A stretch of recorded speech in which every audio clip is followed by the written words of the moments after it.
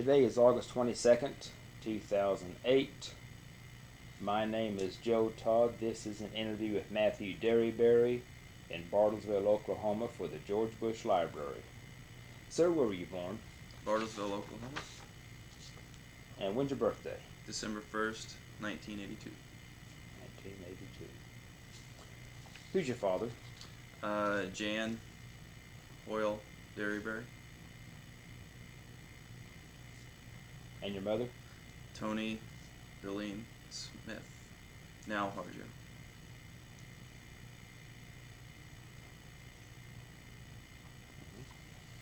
Did you go through school in Bartlesville? Yes, I did. What year did you graduate? 2002. 2002. Where'd you go to elementary school? First one would be Wilson Elementary. Actually, I want to say Oak Park would be the first one. Then it would be Hoover Elementary, and then Wilson Elementary, and then I finally ended up at Kane Elementary. Moved around a lot. In your school, who was your favorite teacher? My favorite teacher, it probably had to be Carol Green.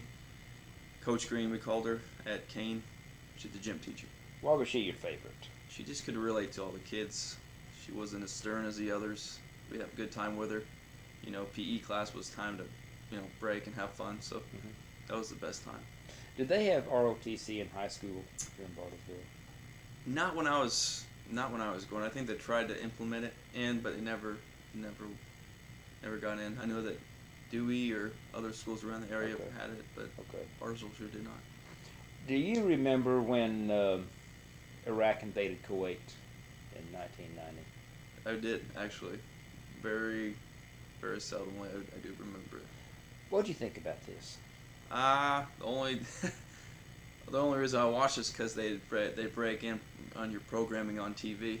So I would be watching TV with my parents, and they'd come in and didn't know too much about the war, per se, but I just knew that Iraq had invaded Kuwait, and that was wrong, and I knew that somebody would be going over there to, kick them back out. So I didn't think too much about it, really. But I somehow followed it. I was interested in it. So, yeah. Okay. And what did you do after high school? After high school, I actually moved to Oklahoma City for about a year. Lived up there with my sister and her husband. Worked at a car detailing in Edmond. And then kind of was at a dead-end job there. I didn't like what I was doing. I needed some excitement in my life, so I came back here, moved back in with my mom for about 6 months, and then I enlisted in the Marine Corps. Now, why'd you join the Marines over the Army or the Navy or the Air Force? Well, because I'm a third-generation Marine, so I proud history. So that's the biggest reason why I chose it, and I just think there's something that goes along with the Marine Corps, the history, the tradition, the esprit de corps, So I wanted to be a part of that, and I knew that if there's a battle going on, the Marine Corps are the first to fight. So that's. When did you join the Marines? When did I join? Yes. March 9th, 2003. Where'd you go for boot camp? San Diego. Tell me about boot camp. Boot camp is 13 weeks long. You arrive at the airport at the USO in the middle of the night. You wait around for about 6 hours at the USO, and then all of a sudden the doors burst open and there's a bunch of drill instructors there yelling at you to get on the bus. So you get on the bus and they turn the lights off on the bus, and they tell you to put your heads in between your legs, and you don't look up. What they don't tell you is that the USO is right next to MCRD San Diego, but they don't let you know that. So you drive around for about 20 minutes to half an hour thinking you're going somewhere out of the way, which you're really not. They're just driving around in circles. So then you get to you get to the boot camp, MCRD, and then they start yelling at you right away to get off the bus, and you go in the yellow footprints. And we all know the yellow footprints are historic. Every Marine has, in either San Diego or Paris Island's been on the footprints, So then for about a week or two, you're in receiving, getting all your gear, your medical records. They keep you up for about 3 days straight, and then you're finally turned loose to your training company, and you're in training for about 11 weeks. It's very, very demanding, physically and mentally. I would say more mentally than anything else. They just What want you- what type of training did you have? We had on physical training was probably the biggest, but they really focus on marksmanship because every Marine's a rifleman. That's their saying. But especially if you're going to be infantry, you need to. That's going to be your bread and butter right there. If you don't know how to operate a rifle, well, you probably should go to the Air Force. So we really did concentrate on rifle training, marching. Because marching is a practices unity. If you can march together, on the parade deck, you can work together as a team anywhere else. So we did a lot of marksmanship, drill, PT, physical training was big. What rifle did you fire in boot camp? The M16A2 Okay. in boot camp. Now what's the A2? A2 is just the earlier version. Well, it's not. I know the M16 came out in Vietnam, but it's just a more revised version of the M16. I guess it would be the A1. Still the same old 5.56 millimeter, pretty much the same specs as the old one. Did you have the forced marches? We did. What do you carry on a forced march? You carry a combat load, which consists of your sleeping gear, your food, chow, your canteens, canteen cups, and your call them a ranger roll, to sleep on. Now what is a ranger roll? Ranger roll consists of your mat that you're gonna lay on, and then also your sleeping bag and your bivy cover, because for weatherproofing, just in case it does rain on you out there. And from boot camp, where'd you go? From boot camp, I went right down the street to Infantry Training Battalion, ITB, which is in San Onofre. Which is where? San Onofre in Camp Okay. Pendleton. Okay. Camp Pendleton. Camp Pendleton, yes. So how did that compare to boot camp? It was I would say it's a lot more relaxed because you are a Marine, even though you're a boot, is what they call you. You're still a Marine, so it's a little more relaxed, but the training intensifies because that's when you focus on who's going to be infantry and who's not. And the Marines who weren't infantry had only 3 weeks of basic infantry training, and then they go on with their other jobs. Whoever's going to be infantry, like myself, you're there for 8 weeks in regular infantry training, and then you go to your specified MOS, which I passed the test. I had one of the highest scores, so I was in 0351, which is an assaultman, which deals with demolitions, anti-tank missiles, and machine guns. Okay. What's your most vivid memory of boot camp? Most vivid memory would probably be the comedy of boot camp, the humor, especially that the drill instructors instilled in you. Even though they were hard as stone, they still had this comic humor about them. So I would probably say, middle of the night they'd get you up just to mess with you, because they want you to. It's more mental than anything else. So they would get a sleeping bag and put 2 Marines inside of it, and they'd drag them around the whole squad bay, and then you have to take your turn to do it. So that's probably the most vivid memory. It'd be the comic. What's your most vivid memory of ITB? ITB would probably be. Hold on. Most vivid memory of ITB would be the forced marches, Okay. but these would be more intensified than boot camp because you would have a 3 mile, 5 mile, 10 mile, 15, and a 20 mile, and then we all know Camp Pendleton's full of those mountains, and there's plenty of hiking to be done up there. So you train with your combat load plus your rifle and a crew serve weapon, would either be a 50 cal or a squad automatic weapon or something like that. So very, very demanding. Were you given pass or leave when you were in ITB? No, full on training. You didn't have it. You had liberty calls, but you weren't able to take leave. Okay. And how long did ITB last? ITB lasted for 8 weeks. 8 weeks. Mhm. Then where'd you go? Then I got my orders, and my orders were to the 2nd Battalion, 1st Marines, 1st Marine Division, which is located at Camp Horno, California, or Camp Horno in Camp Pendleton. Okay. Yeah. So the First Marine Division is right there. Right there. Okay. That's where it is. So you are assigned to the First Marine Division, Mm-hmm. and what do you do? What do we do? Well, we can stop it. Okay. Sorry. We're talking about the First Marine Division at Camp Pendleton. Right. Okay. Well, yeah, when I first got there, it was actually on I want to say Labor Day weekend. So the Marines had a four days off, so it was pretty relaxed. We got there on a 4-day weekend, so we put our gear up. The battalion sergeant major came in and introduced us to the camp. You know, said if we need anything, just let him know, because there weren't too many Marines there. So when Monday rolled around, everybody was back. We had our first taste of fleet life, as they call it. Remember getting up at 04 and then putting on our PT gear and running up, they call it recon, which is a hill, more like a mountain. You have to run up this mountain, and I think it's 5 miles up, 5 miles down, and it's really, really, I never had anything so hard in my life. Why is it called Fleet? Fleet Force. Fleet Force. Because you're integrated with the Navy as well. Okay. So you go on MUs, Marine Expeditionary Units. So that's what they call it, the fleet. So you're integrated with the whole. You're able to deploy now. You're with the Marine Corps. That's what you're trained to be. Is right there. Okay. Of course, the war in Iraq is going on. Right.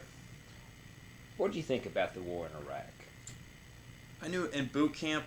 I knew the war was going on.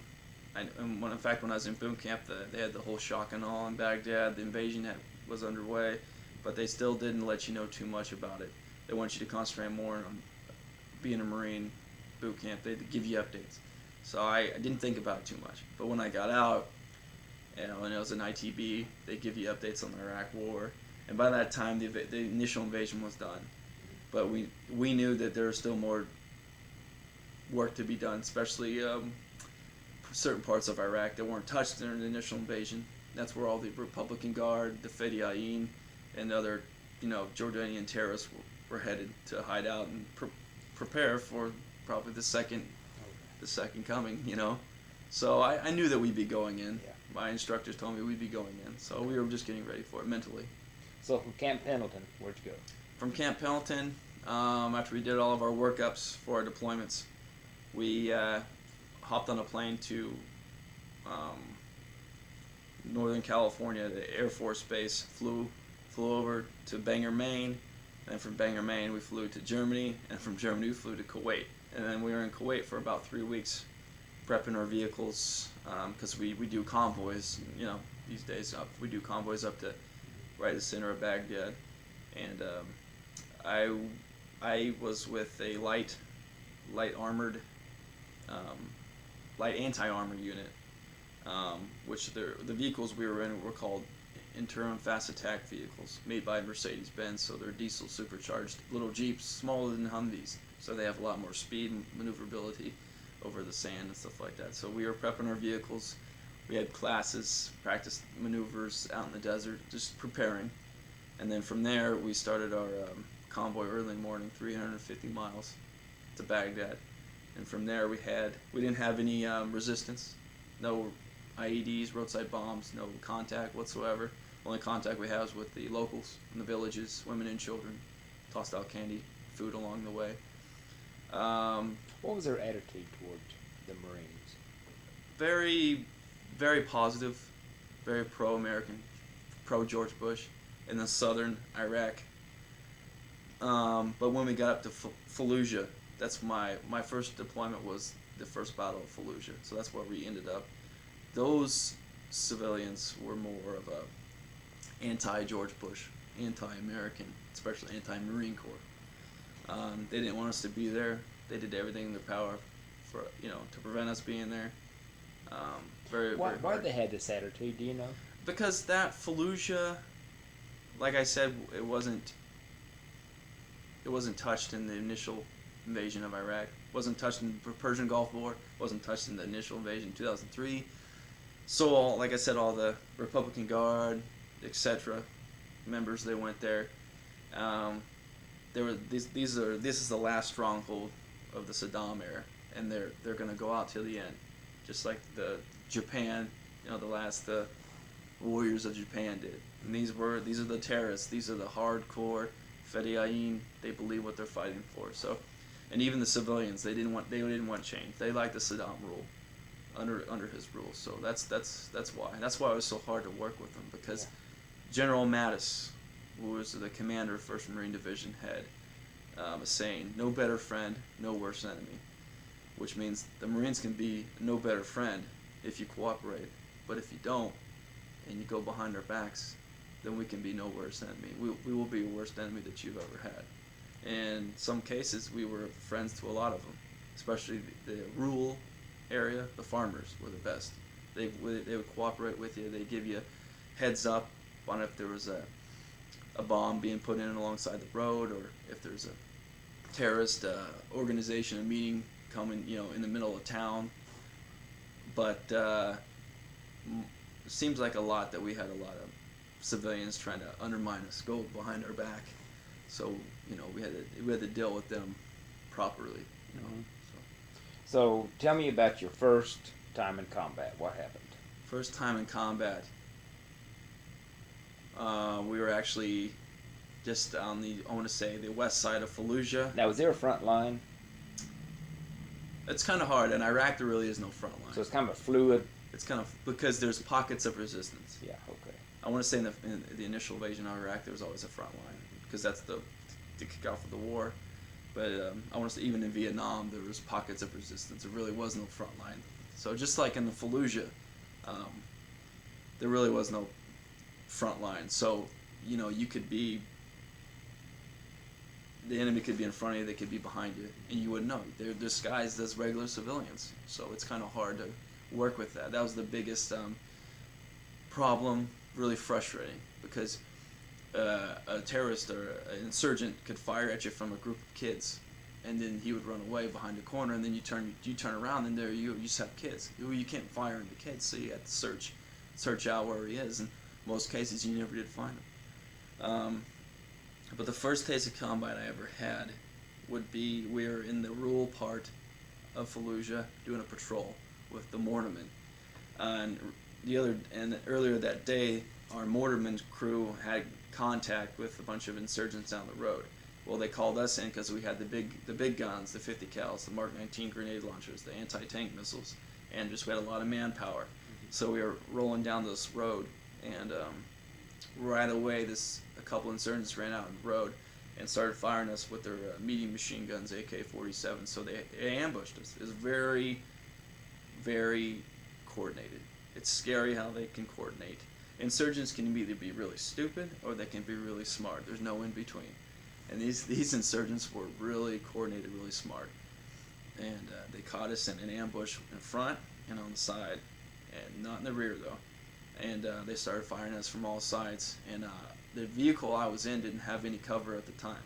So we dismount and we go to each side. We start suppressing, and rounds were just flying all over the place. You know yourself when a bullet or a round is fired at you, it either makes a popping sound or hissing sounds. And when it pops, it's there. It just missed you. And that's what I was hearing.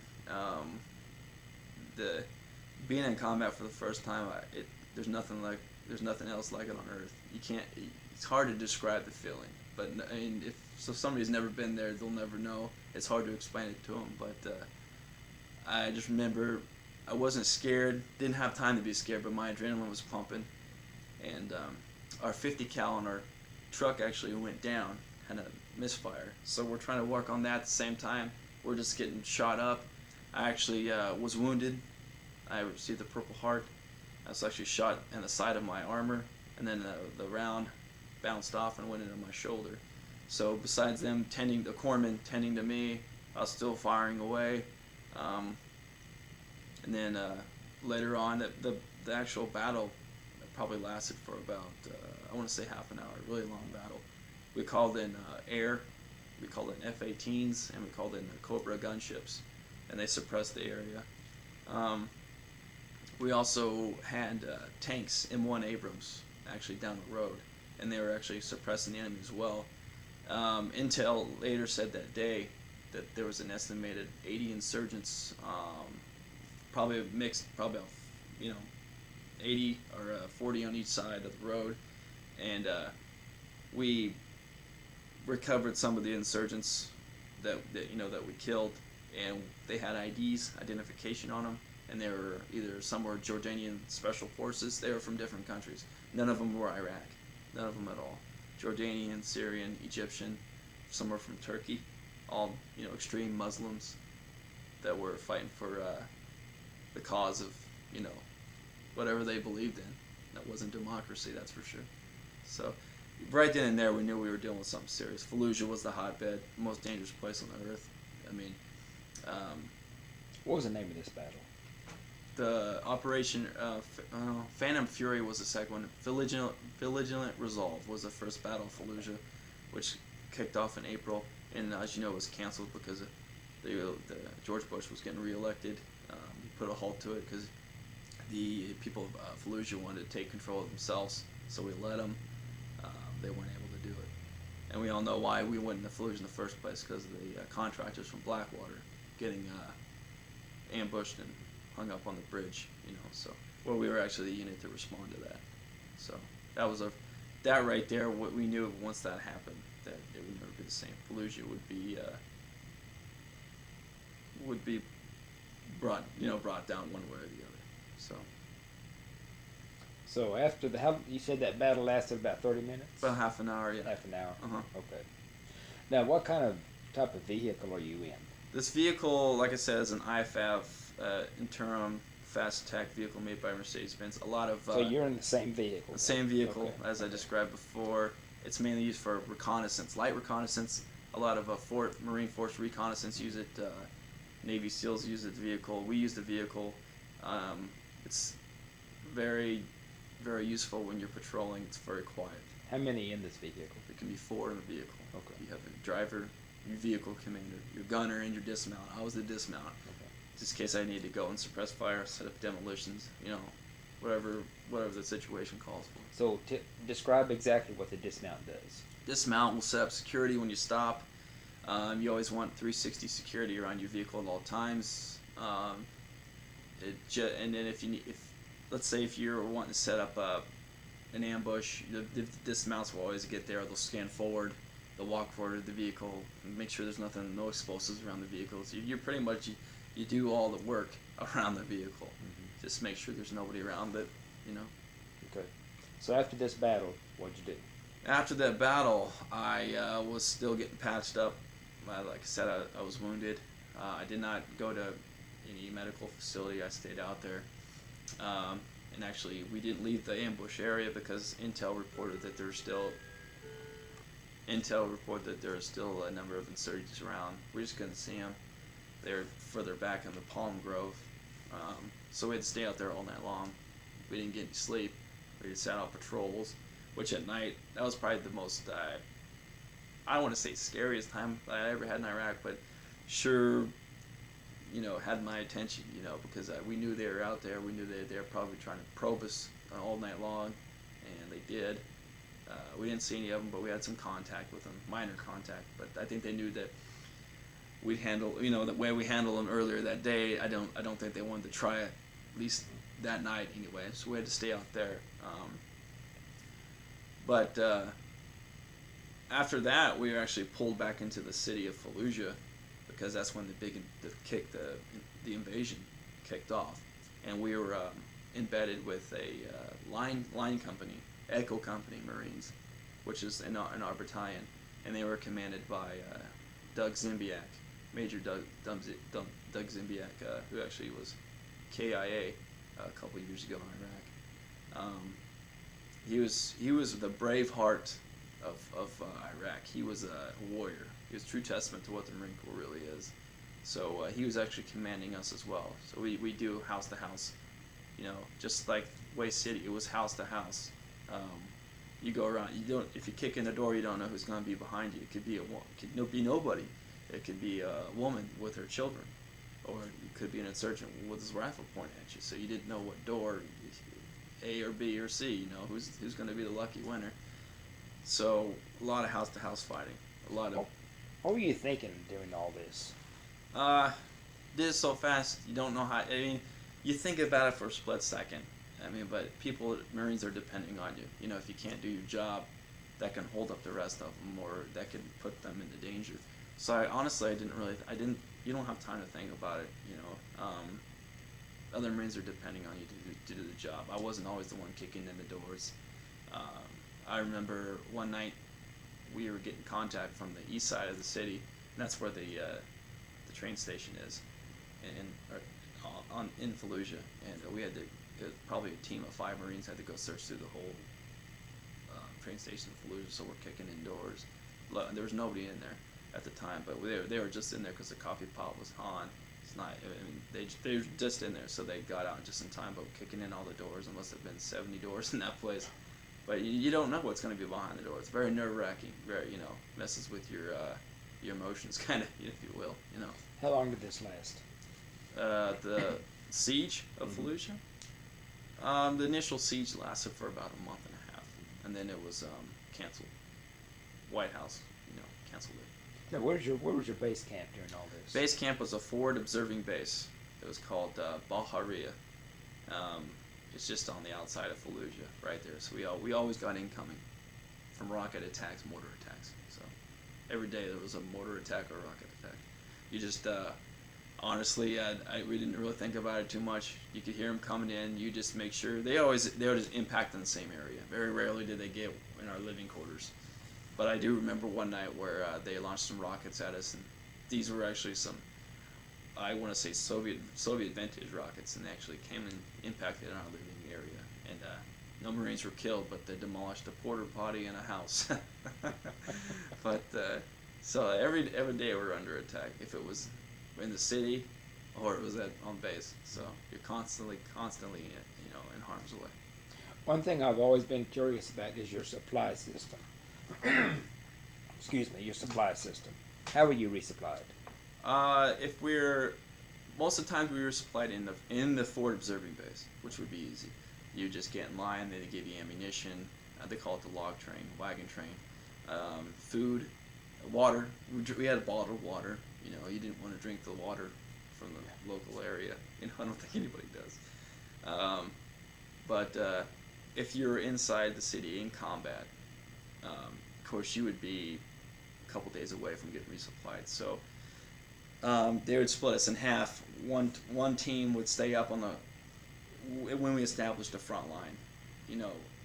One team would stay there, and the other team would break away to the rear just on the outside of the city, resupply, and then they come back, and we trade off, just like that.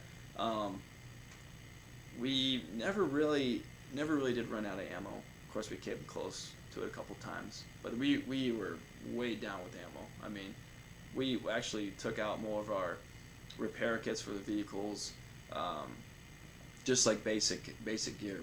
We replaced that with ammunition. So we were actually locked and loaded the whole time. Very rarely did we run out. I mean, there were a couple times we came close, but. So. Mm-hmm. And how long were you in Fallujah? I was in Fallujah first time in Iraq. I was 8 months. I was in Fallujah for 8 months. Okay. What's your most vivid memory of Fallujah? Vivid memory. There's not just one. There's many. Getting wounded for the first. That was a big memory. Always have it. The horrors of war, combat. It's never graceful. Seeing a dead. Dead Iraqi, seeing anybody dead for that fact. It's just it gets to you. You're seeing something that the ordinary American will never see. Probably seeing your fellow Marines busted up, wounded. That's the thing that'll get you right there, because you don't want to see that. You're out there to protect them. They're out there to protect you. Seeing the history of Iraq, you always heard about it on TV. You always heard about what Saddam Hussein and his terror, what he had over there, his sons, Uday and Qusay. Seeing the palaces they actually lived in, you're seeing history in the making. Even though it wasn't a good history, it's still history. And you see the pictures of Saddam Hussein, the posters. You getting to talk to. We're lucky because we had interpreters with us, so I talked to former Republican Guard, men that were served under Saddam Hussein. Now they don't do that anymore, but just hearing the stories that they had in contact with Saddam Hussein. I mean, you just like going now back into Germany and talking to, the former SS about Hitler. I mean, it's just very, very interesting about what they had to do, what tyranny they lived under.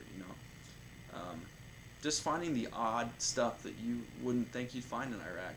We found a '57 Chevy in Fallujah. I mean, it's just the stuff that'll blow your mind. It's very, very interesting what you'll find over there. Mm-hmm. Probably the old weaponry. We found an MG-42.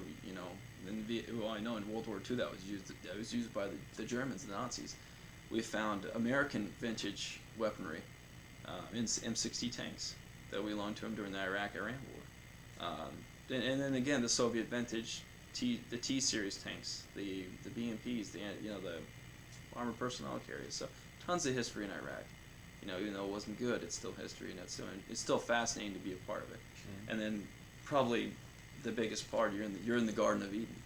That's the Mesopotamia. That's where it's the cradle of life. That's where it all happened. So it's very, very, very interesting.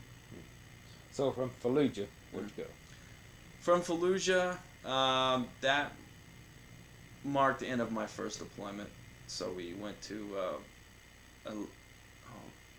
which air base was it? I want to say Taqadum Air Base, was just north of Fallujah. Flew home, and that was the end of our first deployment right there.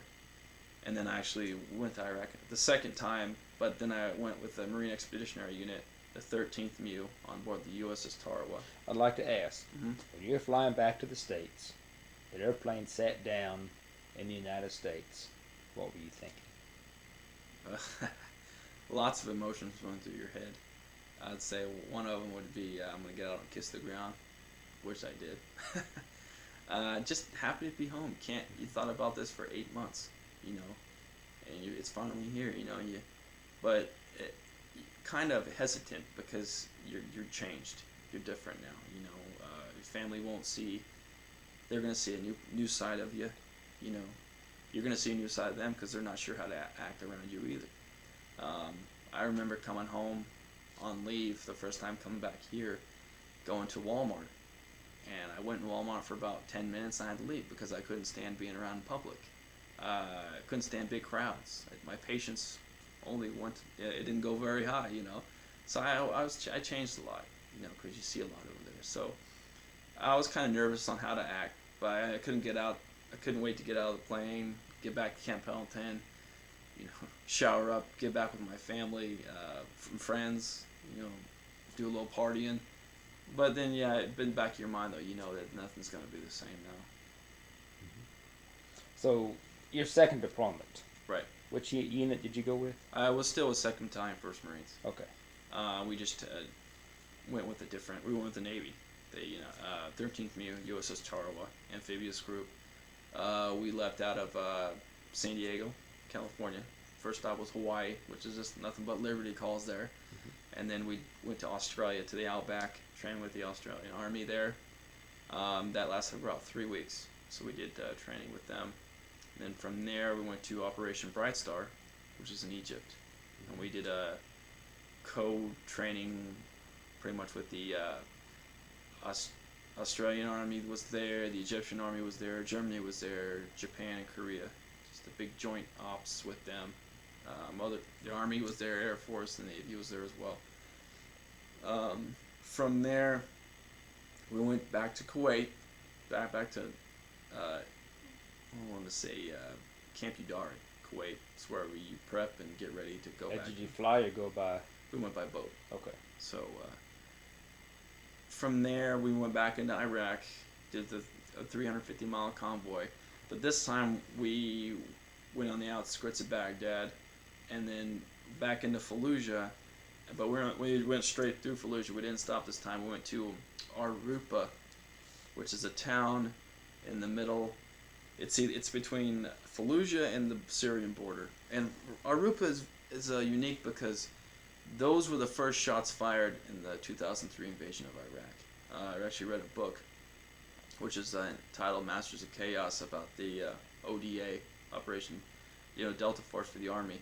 They actually inserted the night before, and their mission was to hunt down Scuds and make sure they weren't fired at Iran and other countries like that.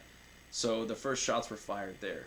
And I remember reading this book, and I heard that we were going to Arupa, and I had this map in this book. So I already had a map of where we were going, the locations. And so it was very interesting because I kind of had a familiarity with the region. So we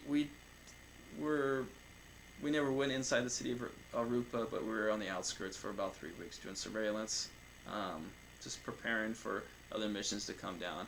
And we also heard word that we were getting extended because of the elections that were going on all that time for the Iraqi government. And turns out we did get extended. So once we got extended, we actually got word we were going up to the Euphrates River Valley to start doing a sweep of insurgents in the area. Because all the insurgents who did not get captured or killed in the second battle of Fallujah, they moved up north into the Euphrates River Valley to these numerous villages and towns that were on the outskirts. So from there, we started this sweep of insurgents, and we actually operated with Operation Detachment Alpha, the 2 teams of Army Special Forces we operated with, clearing the Euphrates River Valley insurgents, town to town. I want to say Karabala, Husayba, Old New Beatty, and New Beatty were the towns that we operated in. Got heavy contact in some cities. Some cities were just clear. Still had to go through them anyway to make sure. A lot of Marines were killed in combat there because of the close quarters combat. I want to say, Husayba was probably the biggest area of combat that we had. We had one of our majors was killed there. A lot of Marines from Fox Company were killed in close quarters combat, so it was very fierce fighting going on there. How long did that last? It lasted for about 3 months. The sweep did. How far down the Euphrates River did you go? All the way down to probably where Fallujah is. So we probably covered about, I want to say 150 miles. Now, is that north or south of Baghdad? That is northwest. No, I'm sorry, northwest of Baghdad. Okay. Yeah. Okay. And those 2 operations called Operation Steel Curtain, Operation Iron Hammer. So. Okay. And what's your most vivid memory of Operation Iron Hammer? The operations. Just, again, seeing the different parts of Iraq, because this part of Iraq was more green, more, again, just seeing the different parts of Iraq. When you go to southern Iraq, it's all mostly desert and a superhighway. That's all it is, pretty much. But when you get into northern Iraq, it's more of a green, lush field, kind of, and that's the way it is around the Euphrates River Valley. In fact, even though I've never been to Vietnam, I swear that part of Iraq does look like Vietnam with the palm groves and the river, So, it's very interesting to see different parts that interact with the people. But probably, again, you don't like seeing the horrors of war, the combat, and, your Marines being shot up. And I was very close to a couple of Marines who were killed in combat, and very close to when it actually did happen. So that right there would always stand out in your mind. So. And how long were you in Iraq this time? I was in Iraq for 5 months that time. The rest of the deployment, we were hopping around the Pacific on the USS Tarawa. USS Tarawa. Mm-hmm. What kind of ship is a Tarawa? It's an amphibious carrier. It's not quite an aircraft carrier. It's more for Harriers and helicopters. But it also offloads Marines through the helocraft, that go in. Mm-hmm. In Iraq, what was the general attitude of the civilian population to you? To me, I won't say quite positive. I mean, you had your pockets of resistance, but for the most part, they were happy to see us there. They wanted to change. Yeah, they were frustrated with us parts of the time, because it seems like our actions led to actions by the insurgents. and then it seems like the civilians always get punished by it. But though they're always willing to help you, it seems like what you hear on the news is not always accurate. There are good people there. You know, Iraq is it's a hotbed. It's not always a good place, but there is good people there. You know, they want change. You know, and people talk about pulling out of Iraq. Well, they don't know that we have a contribution there. We have we were the ones who went in there. We just can't pull out. I mean, what are we going to do with these people? You know, there's still some good people there. So there's still hope. Most people don't see it, but most people don't know. Now, who's the president of Iraq? Oh man, I could not. Is that Maliki or? I want to say that, but I knew it's changed. Okay. It's changed a couple of times since I've been out. I believe. Anyway. So when did you come home from Iraq the second time? February 2006. Okay. So how long had you been in the Marines at this time? At that time, I'd been there about 3 years. Yeah. Okay. So what did you do after you came home? After I came home, went on leave for a while, enjoyed some peace and quiet, and then went back up to base up at Camp Pendleton. And then from there, I only had about 10 months left in the Marine Corps. That's not really quite time to deploy because you have to work up, get all your gear ready. So they sent whoever had probably a year or less to regiment in 1st Marine Division. And from there, depending on your rank, I was an NCO at the time, I was a corporal. I was assigned to the gym there. I was an NCOIC of the 53 area gym. So I spent my remaining days in the Marine Corps as an NCOIC at the gym. And trained, did the regular training, the hikes. I just never deployed. Okay. When do you get your discharge?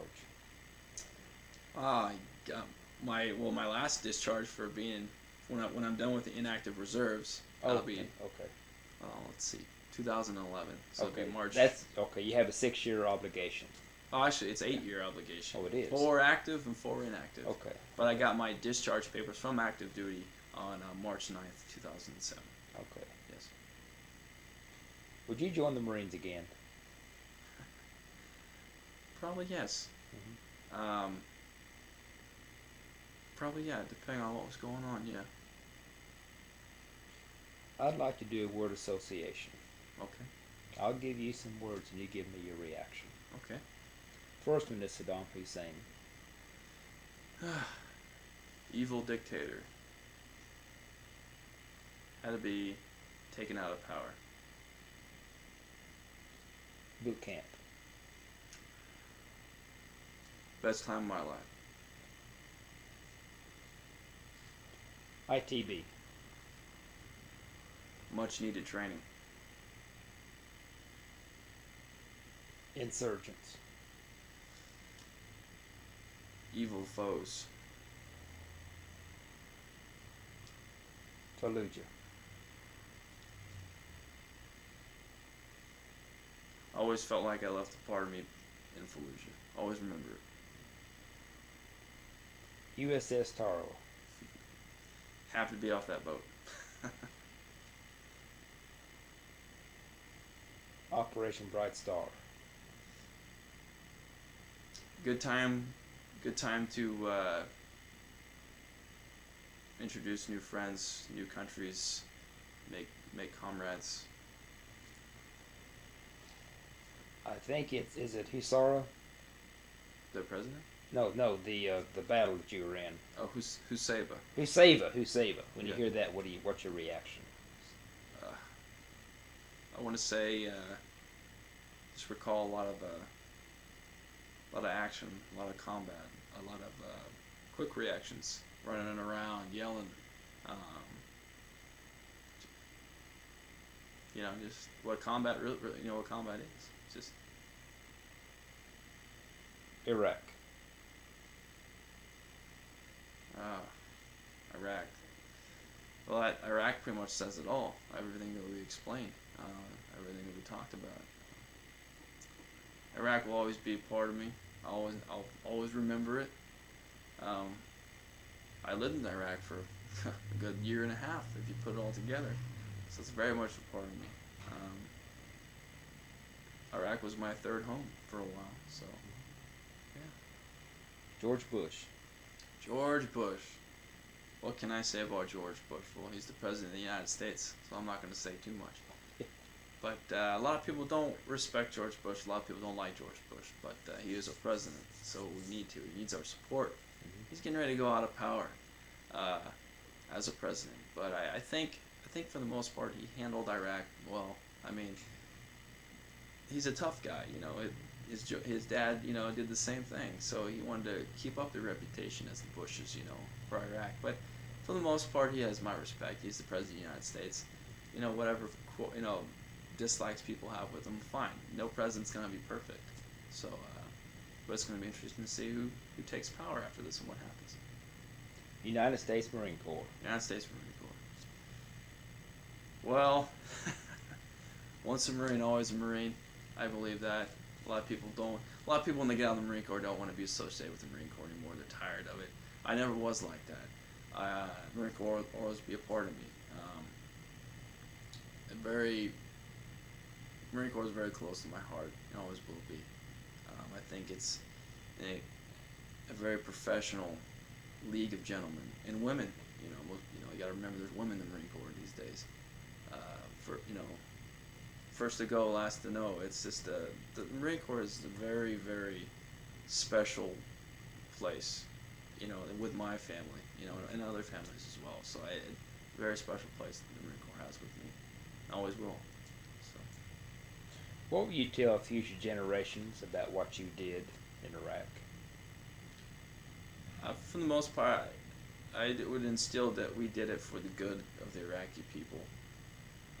We just don't go over there and pick a fight just to pick a fight. There was always a reason why we're over there. And I want to say that we did some good over there. We helped out the Iraqi people. We, ridded the insurgency of most of Iraq. I want to say we did some good over there. Maybe there'll be some negative things come out of it, but for the most part, I think we did some good over there. Well, sir, this is an excellent interview. I want to thank you for your service and thank you for the interview. No problem. Thank you. And again, this is August 22nd, 2008. My name is Joe Todd. This has been an interview with Matthew Derryberry in Bartlesville, Oklahoma for the George Bush Library. Anything else you want to say? That's it. Okay, thank you. Thank you.